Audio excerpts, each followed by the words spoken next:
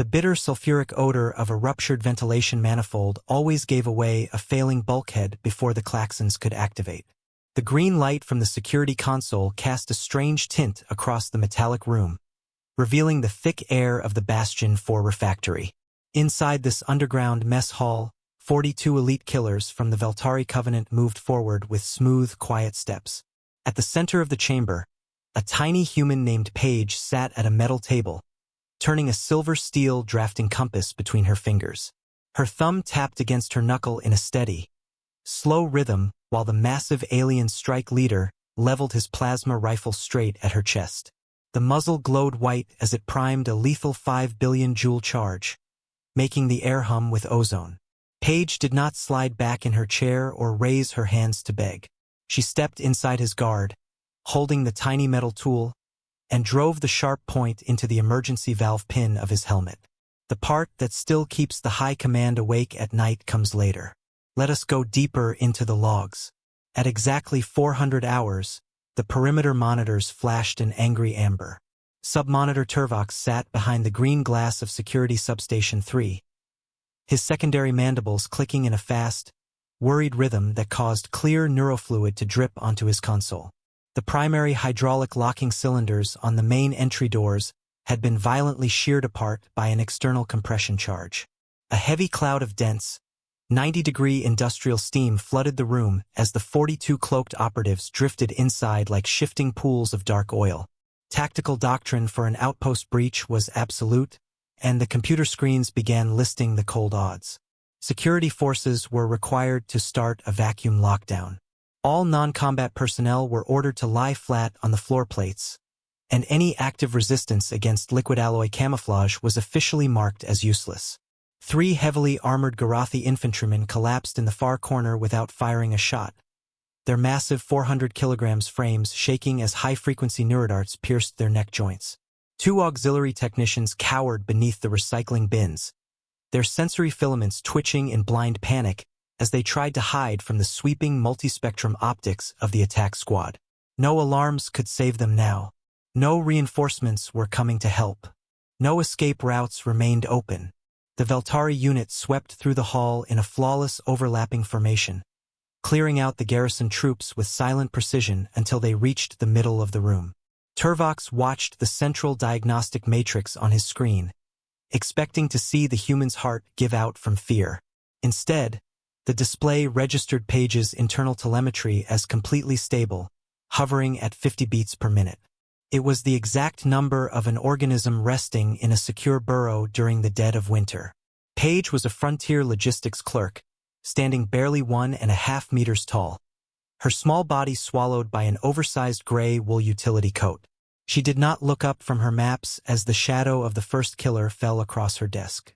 The silver steel drafting compass spun idly between her fingers, its micro-edge steel point scratching small, shallow arcs into the polymer surface of her tray. A forward scout lunged toward her, its active camouflage suit throwing off hyperheated exhaust fumes that reached 140 degrees. Paige did not draw a weapon. She reached out and tipped her open metal canteen, casting several drops of chilled water directly into the main thermal intake gate of the suit. The sudden, violent temperature drop shattered the ceramic lining of the armor. The heavy casing imploded with a dull, wet snap, dropping the scout to the floor. 2 more operatives closed the distance from her left flank, their wrist blades humming at high frequencies. Paige leaned to the side and slipped the steel arm of her drafting compass into the exposed rotation gears of the automated conveyor line behind her chair. The gears jammed instantly. The sudden stop caused a 500 kilograms metal arm to swing outward with incredible force, clearing both killers off their feet and pinning them flat against the reinforced bulkhead. Turvox's jaw clicked louder as he watched the monitor. The automated terminal did not log a violent execution. It registered a localized atmospheric correction that found the premier killers redundant. 4 more assassins raised their kinetic weapons from the edge of the kitchen line. Paige did not run for cover.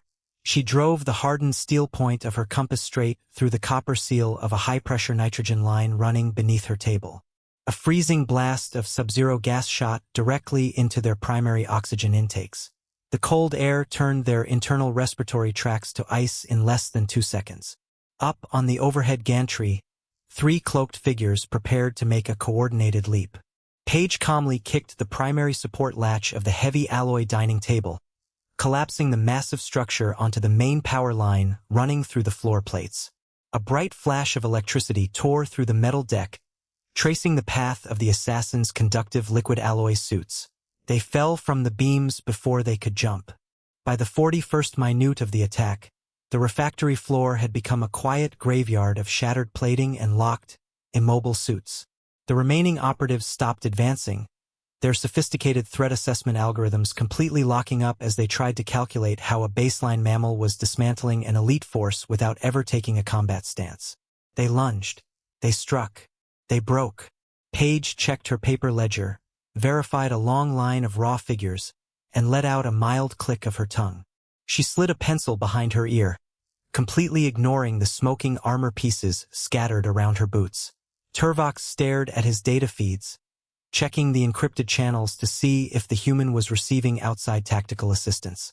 A secondary alert feed suddenly popped up on his screen from the deep border of the Sol system, marked with a red warning tag that had never appeared in the station's history. Commander Zorvas stepped forward alone, his massive frame towering over the ruined table. The heavy plasma rifle in his hands hummed with a terrible energy that made the skin on Turvox's face feel tight from across the room. Paige finally stood up from her chair, her small stature completely dwarfed by the smoking shadow of the alien commander. She did not flinch as the muzzle turned bright white. She leaned across the dented metal desk, caught his gaze, and spoke. "You configured your armor to survive our heavy ordnance," Paige said, her voice completely level. "You forgot to see how it handles a simple change in the weather." With a fast, practiced twist of her arm, she used the blunt head of her silver compass to snap the emergency release valve on his helmet. The refractory's high-pressure air slammed into the suit's internal vacuum system. The giant dropped to his knees with a gasping, wet rattle, his sophisticated armor locking up completely as the pressure equalized inside his chest plates. There would be no retreat. There would be no execution. There would be no victory. The entire refractory grew completely still. The low hum of dying power cells was the only sound left in the cavernous room. Submonitor Turvox watched the display in absolute paralysis, a thick line of blue neurofluid dripping slowly from his lower jaw onto his pristine console. The outpost commander arrived 40 minutes later with 3 full battalions of heavy troops, expecting to find a slaughtered garrison. Instead, they found 42 elite killers safely contained inside their own structural failures, unable to move a single limb. Paige picked up her paper ledger, tapped the white dust from the edges, and looked at the trembling rescue team. "Your infrastructure has a terrible vibration problem," she noted mildly as she walked past them toward the exit. Within 24 hours of the incident, the High Directorate completely dissolved the sector's traditional defensive curriculum. They pulled every tactical manual from the academies, replacing them with a single strategic warning file that changed the classification of the Sol system to an absolute strategic exclusion zone.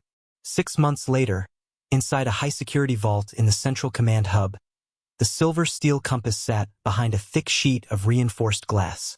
The small piece of bent metal remained suspended in a non-reactive gas chamber, its silver surface reflecting the terrified silence of the High Command. No trophies decorated the walls. No announcements went out to the public. The small tool simply sat in the dark,